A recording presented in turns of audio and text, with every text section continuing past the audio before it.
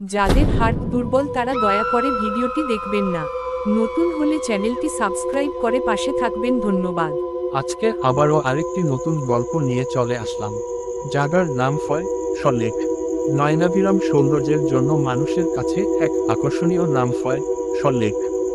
তবে সৌন্দর্যের পাশাপাশি এর ভুতুড়ে গল্পগুলোর জন্য এর নাম রাখা আছে।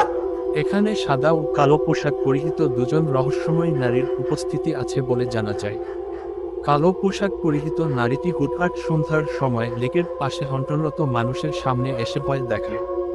সাদা পোশাক পরিহিতা নারীটি সেই তুলনায় বেশ ভালোই বলতে হয়, কেননা কালো পোশাক পরিহিতার মাধ্যমে বিপদে পড়তে যাওয়ার আগে সে মাঝে মাঝে মানুষকে সাবধান করে দিয়ে যায়।